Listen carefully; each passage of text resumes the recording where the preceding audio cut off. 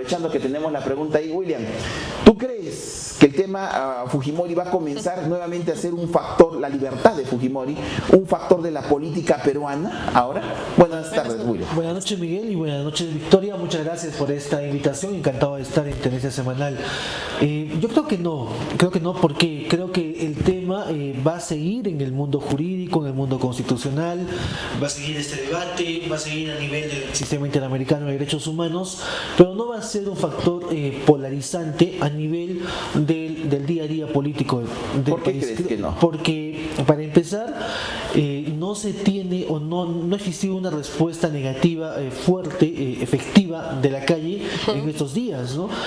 Como sucedió la noche del 24 de diciembre del año 2017, ¿no?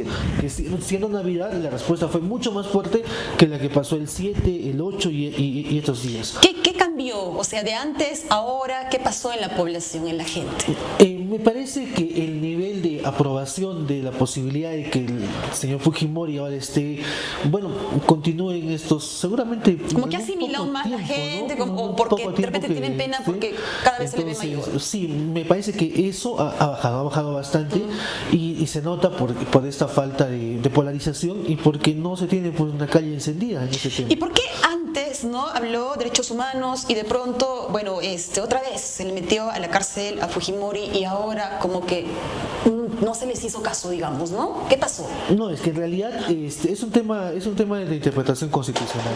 Lo que sucede es que no estamos ante una sentencia de la Corte Interamericana de Derechos Humanos. Estamos ante una resolución de cumplimiento en vía de supervisión de sentencia.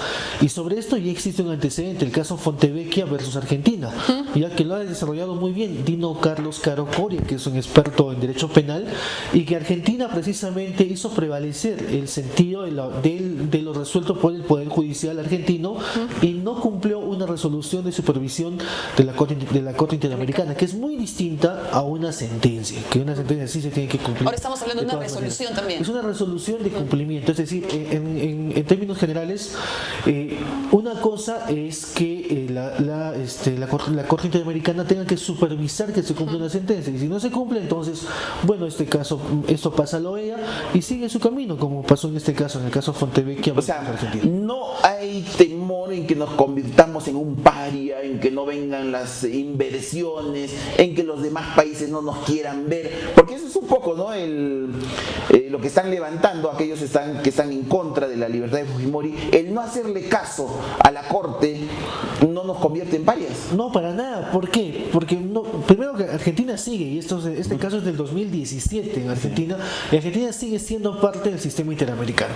En segundo lugar, porque las inversiones, fríamente hablando, van a estar donde existan condiciones para la inversión privada, y lo que allí podría afectar es un tema de que no se cumpla pues una resolución del CIADI, ¿no? Que es este tribunal internacional al que se acude a nivel arbitral cuando sucede algún problema, una estatización, por ejemplo. A esta altura, no es un tema ya donde estábamos Fujimori afuera, ¿se podría revertir eso? ¿Se podría conseguir esa reversión de que Fujimori vuelva a la cárcel? Ya no, porque el tema ya pasó por un control de convencionalidad de la Corte Suprema y también luego ya pasó por el Tribunal Constitucional, o sea, ya no hay otra instancia a nivel de la jurisdicción nacional que pueda. Fujimori al medio, exactamente. No, ya no, esto ya queda salvo que en los procesos penales que aún tiene pendientes si tenga una nueva condena, porque esta salida es consecuencia de la ejecución de un indulto, y ese indulto de manera clara expresa dice que es únicamente para todos los procesos y todas las condenas que tenía en ese momento. Ahora está siendo procesado por el caso Pativilca y allí la fiscalía ya pidió una detención de 9 meses de prisión preventiva de 18 meses. 18. Entonces allí sí que ese es un tema. O sea, podría entrar nuevamente a la cárcel de manera preventiva por el caso Pativilca. El caso Pativilca, y eventualmente, si fuera condenado, estaría nuevamente en prisión, ¿no? O sea, bueno, en ese sentido. Pero lo cierto es que en este caso yo veo una diferencia, William, es que el Estado peruano como tal, ha tomado una decisión distinta a la que tomó, por ejemplo, en su momento el señor Pedro Castillo. Acuérdate que el año 2022 igual se pronuncia la Corte y Pedro Castillo dice, no, yo le voy a hacer caso a la Corte.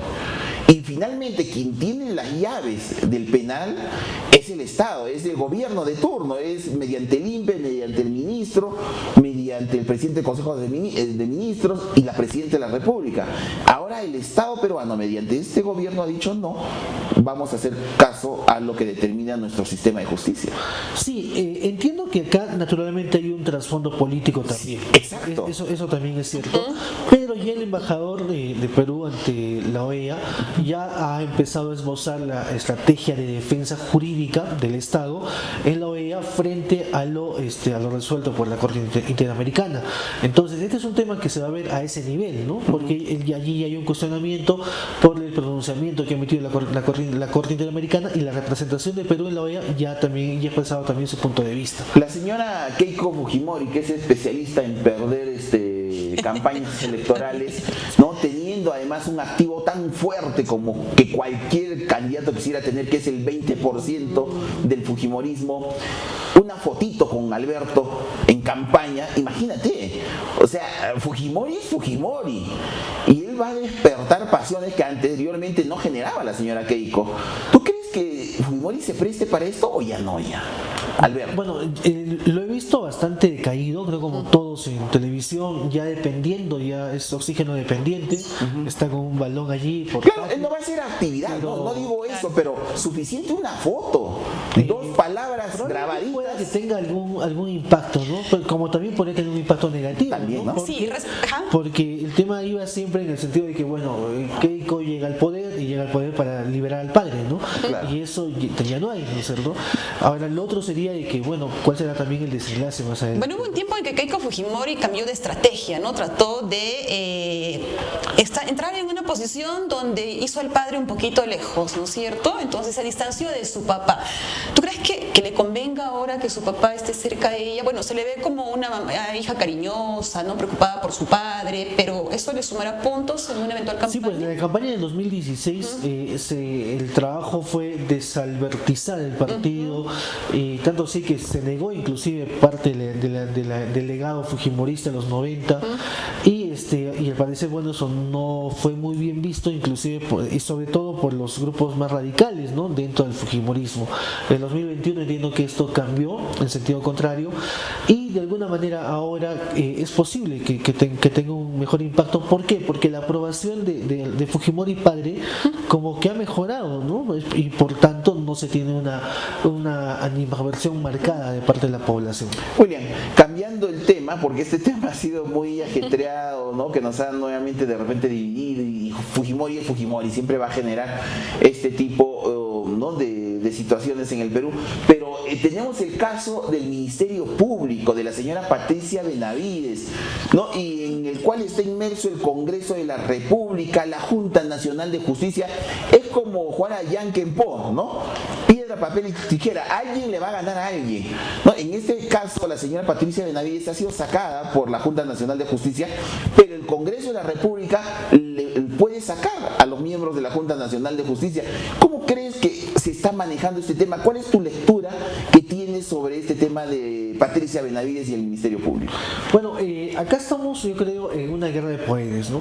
Por un lado tenemos al Ejecutivo y al Legislativo, que han entrado de alguna manera en una especie de cogobierno, en una especie de una suerte de complicidad en algunas cosas, donde existe un sentido de dependencia y donde hacen algunas cosas que no son necesariamente buenas, ¿no? O sea, han ido por el tema de la bicameralidad, han ido por el tema de eliminar parte de la reforma política y cosas así, y tenemos una calle que está tranquila, una calle que no se mueve, que está ahí y nada, y tenemos estos líos con instituciones que deberían ser constitucionalmente autónomas, como la Junta Nacional de Justicia y el Ministerio Público.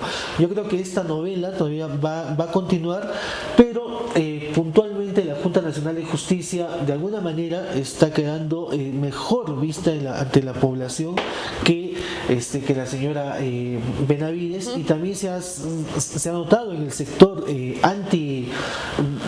anticaviar, por así decir, algunas fisuras, ¿no? Por allí este periodista Beto Ortiz, que pues tenía una posición ahora totalmente radical, ¿no? Frente a la señora Benavides, y antes, bueno, era todo un conglomerado, ¿no? Que estaban a favor de ella. La Junta Nacional de Justicia, al sacar del cargo a la señora Patricia Benavides, ha actuado de la forma correcta, respetando todo? Allí hay un tema controversial porque no existe este procedimiento express, ¿no? Este procedimiento disciplinario express, y al parecer no habría sido esto muy bien hecho, y ese es el sustento precisamente de esta moción que se ha presentado en el Congreso para poder destituir por falta grave a los miembros de la Junta Nacional de Justicia.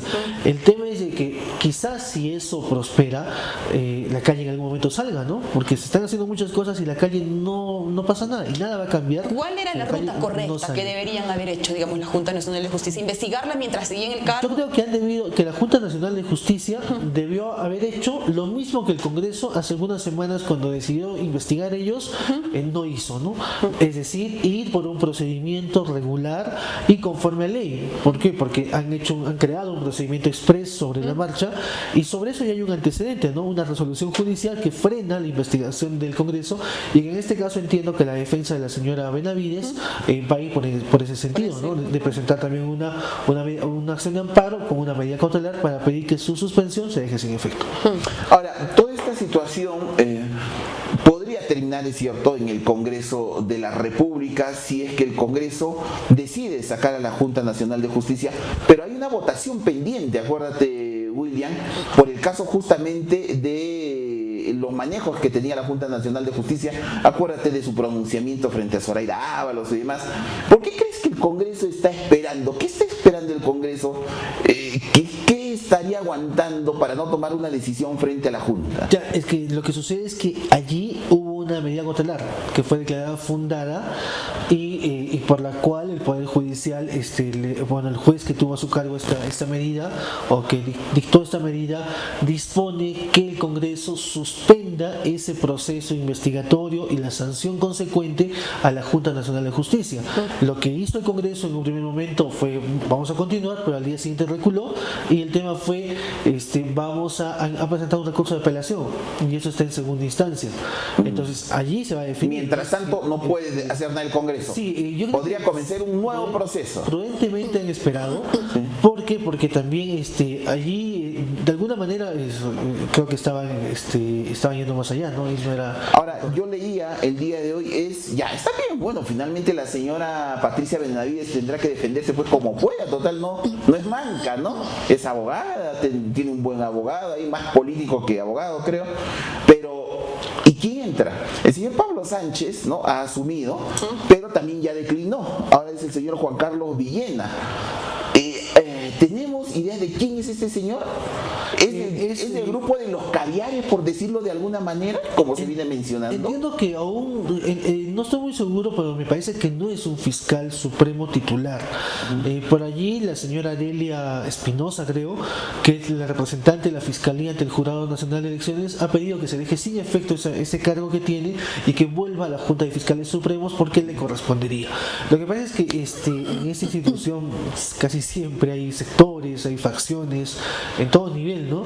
Y probablemente allí esto se define esta semana, pero ya ha salido trascendido que Pablo Sánchez no vuelve, ¿no? Ya está definido. El lunes va a asumir Juan Carlos Villena Campana, ¿no? Que él proviene de Puno, ha hecho su vida profesional en Arequipa, Ica, y últimamente, postuló y como juez supremo y está dentro de la Junta de Fiscales, pero en realidad no sabemos cuál va a ser su actuar. Por ejemplo, ¿qué es lo que podría hacer frente a lo que yo estoy viendo últimamente sobre al equipo especial Lavajato? El señor Rafael Vela fue sacado por Patricia Benavides. ¿Podría reponerlo este señor Juan Carlos Villena? Técnicamente sí, porque está dentro de sus facultades. Pero él ha recibido una sanción de una comisión. Claro, hay una sanción allí. Es lo mismo que pasa con la señora Zoraida Ábalos, ¿no? Ha tenido una victoria judicial, pero ella tiene una inhabilitación del Congreso y por tanto no puede ejercer. No puede, ahí es difícil. Ahí, ¿no es cierto? Y el tema es que algunas figuras en el Perú se santifican, ¿no? Y son dos, ¿no? El señor Vela y el señor Pérez. Intocables. Ya que prácticamente todo el aparato, todo el sistema anticorrupción depende de ellos, ¿no? O sea, y no habría otro más. Y lo negativo es que mucho demora, que la acusación fiscal de la señora Fujimori fue devuelta 23 veces por el juez y cosas así y procesos que están a cargo de ellos que no avanzan.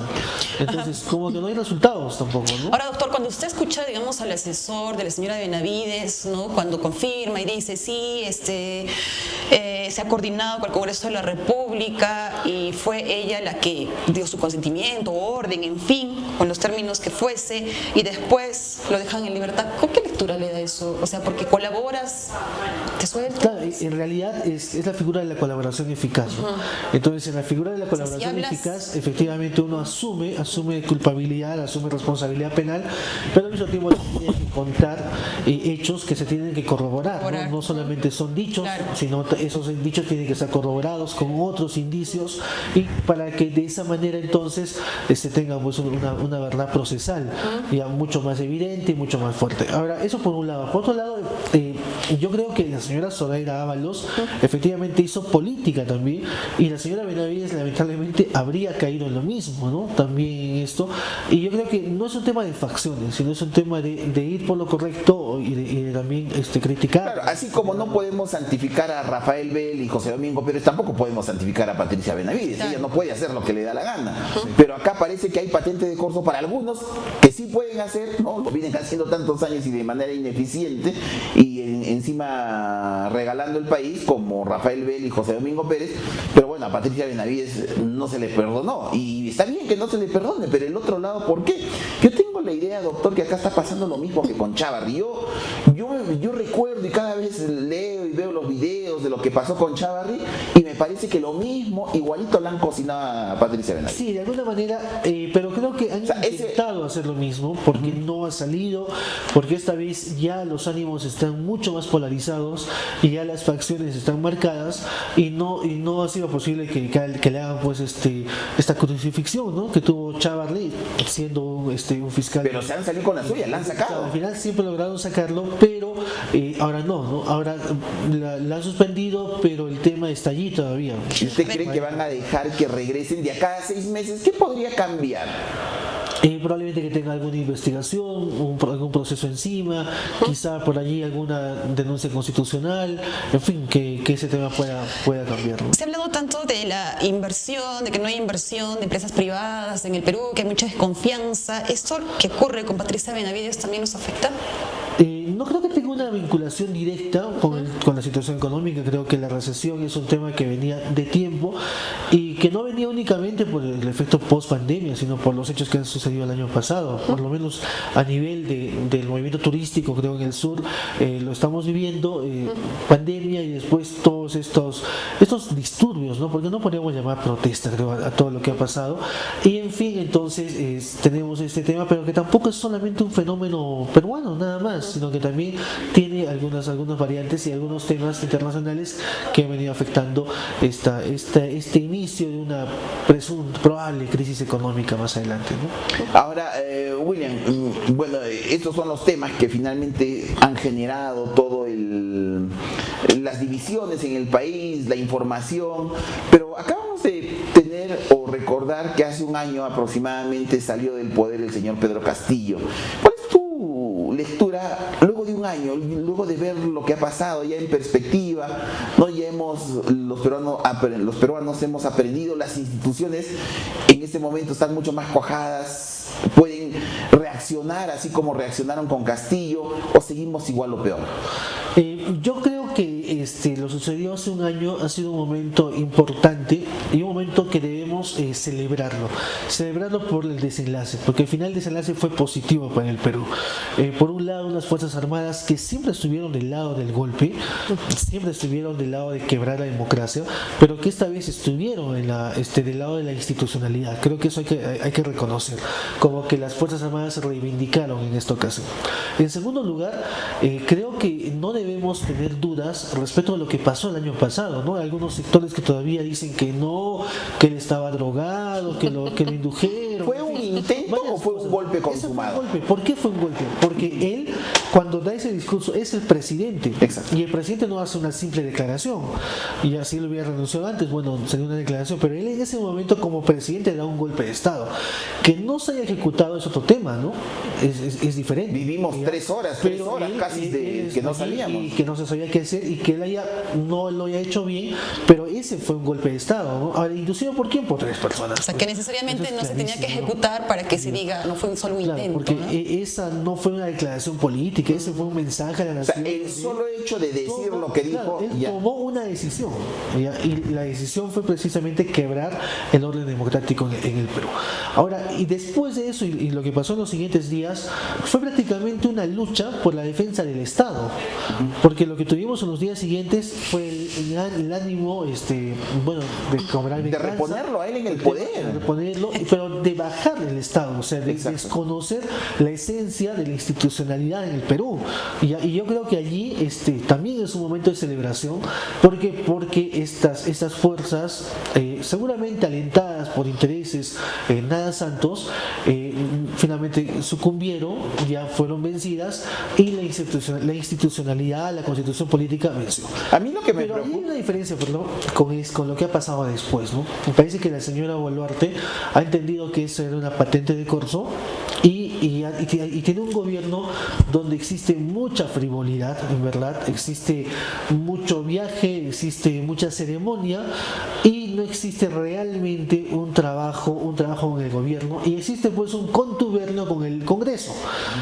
Y eso creo que ahora sí podríamos de alguna manera hablar no de un problema de la legitimidad del Estado, sino de la legitimidad de este gobierno. ¿Ya? Y quizá por allí sí. Pero esto ¿quién no determina la mejora. legitimidad? Yo me paro peleando todos los días. ¿Quién determina si es legítimo? En realidad es un tema bastante subjetivo. Es subjetivo, o sea, totalmente- acá está solamente totalmente la legalidad, ¿no? O sea, es la presidenta, nos guste o no nos guste, pero yo tengo la sensación que la gente en este momento está más pendiente de la olla del día siguiente, de la comida, es cierto. ¿no? Eso es Y eso hace de que muchas veces esté aguantando, esté soportando, está molesta con lo que está pasando, pero soporta, pero es como una olla de presión y esto Pero en cualquier momento el revienta. problema es que si es que no vamos por una salida concertada, una salida política a esta situación generada ahora sí por el gobierno y por un Congreso bastante sordo, bastante ciego frente a lo que pasa en la población, es que estamos alimentando poco a poco esta olla de presión y lo que viene allí es una propuesta radical que sí va a tener todo esto, va a cosechar toda esta sensación mala que Usted me Para da la pie, señora- Ajá. te pido por favor, esta propuesta radical, ¿puede ser una propuesta radical de corte Pedro Castillo de izquierda o podría desviarse para la propuesta radical que el día de hoy ha juramentado en Argentina, de derecha? Podría ser en ambos sentidos, en ambos extremos. Una propuesta radical muy de izquierda, tipo Antauro Humala, un tema así. Una propuesta radical muy de derecha, tipo Bukele, ¿no? Ahora, el tema en Argentina está bastante complicado. El señor no es precisamente un liberal, ¿no? Él es un liberal en lo económico, pero bastante conservador, ¿no? Y no va a ser Pastrana, como en Colombia, ¿no? Como hubiera sido Vargas Llosa en el gobierno, ¿no? Muy light, ¿no? Este señor va a ser Bukele. O sea, si es que El día de hoy ya Congreso emitió se un le- decreto para recortar a la mitad los ministerios. ministerios Sí, 9, ¿no? y ya ha anunciado el día de hoy que va a haber un shock. Ya les dijo a los argentinos, creo que los argentinos no se han dado cuenta de lo que han escuchado. Sí, y el tema es bien complejo porque Argentina es un país donde el aparato estatal pesa mucho, donde los sindicatos son fuertes y enfrentarse a eso, bueno, naturalmente tiene popularidad, tiene gente porque si no hubiera ganado a esa estructura. Pero si no lo hace ahora, no lo hace pero, nunca. pero también es ahora el momento y va a depender que tenga que ir bastante fino porque puede ser allí el desenlace para lo bueno o si no para lo. A ver, regresando a Perú, hace un momento hablábamos con Miguel y decíamos si habremos aprendido a votar o nuevamente aparecerá un Pedro Castillo que dé lo mismo, el mismo discurso, ha aparecido un padrecito últimamente, un curita, bueno, tiene precedentes, etcétera. ¿Volveremos a creer en ese tipo de discursos el pueblo peruano? Pregunto. Yo creo que no ha pasado absolutamente nada para que no volvamos nuevamente a caer en el engaño, en la astucia que es la O sea, comunicación ¿que podemos volver a política. caer? Que la comunicación política se encarga de eso, es como el marketing, ¿no es cierto? Solo que es el marketing dedicado a la Claro, actividad política. antes tenía un uniforme de cachaco, Claro, ¿no? y se Humala. crean personajes, se hace storytelling, ¿no? Se inventan historias y eso se trabaja a nivel de comunicación. O sea que no hemos aprendido la lección, me estás diciendo eso. Yo creo que no. Yo no tengo mucha esperanza. ¿Por qué? Porque por un lado la estructura normativa se está cayendo, ¿no? Que no tengamos elecciones primarias, creo que es grave. Grave. Que las cúpulas nuevamente elijan a los candidatos en función a la billetera de los candidatos es grave, de verdad. Es grave y no genera este tema. ¿Por qué Milei finalmente gana? Gana porque es el fenómeno de las elecciones primarias en Argentina. Un candidato que no creían que podía llegar y acaba siendo presidente. Y estas elecciones primarias eran interesantes y se están cayendo. La bicameralidad se está aprobando al gusto de los que están en el Congreso porque ellos quieren postular ahora para ser senadores, ¿no es cierto? Ese es un poco el juego en el cual están yendo, ¿no? Claro, yo decía, no, antes tenía el uniforme de cachaco, luego se cambió al uniforme de agricultor, de profesor, y ahora alguien quiere venir, no, ya vengo con mi uniforme de curita. Yo tenía esperanza de que me digas que sí hemos aprendido a votar, honestamente. Yo en verdad no creo mucho. ¿Por qué? Porque tenemos un grave problema los latinos en ¿Cuál general. es el problema? Ya, la emocionalidad. ¿La Somos emocionalidad? muy emocionales y esa emocionalidad lamentablemente afecta nuestro sentido racional en tomar decisiones. Yo creo que ese es un primer problema y el segundo es de que olvidamos rápidamente, ¿no? O sea, aquí olvidamos rápidamente y alguien de la noche a la mañana en 2-3 meses es alguien muy bueno, muy idolatrado y con los desaciertos o aciertos esa situación cambia en breve tiempo. Creo que ese también es otro problema. Y el otro que también sucede en ese tipo de situaciones es de que nosotros creemos que los políticos caen del cielo, ¿ya? Y no nos preocupamos en estudiar la vida pues de un político y ver si alguien fue malo en lo poco, fue malo en lo poco, fue un trabajador en una entidad pública, en una empresa privada y fue un buen trabajador, seguramente será bueno mañana que sea alcalde, ¿no? Pero si alguien ha sido tan malo en esto, nosotros igual no averiguamos eso, no sabemos y votamos y nos dejamos convencer por un bonito spot, por una bonita canción de campaña y eso probablemente vuelva a pasar. O sea que el 2026 nos habremos olvidado de un Pedro Castillo que decepcionó a mucha gente. Si Pedro Castillo no tiene una condena en 2026, probablemente sea candidato al Congreso, por lo menos, ¿no? Mira, Julián, yo te agradezco mucho por acompañarnos el día de hoy y para hablar de todos estos temas. La verdad es que hay muchísimo por hablar y te vamos a estar invitando en los próximos programas. Gracias. Vámonos inmediatamente.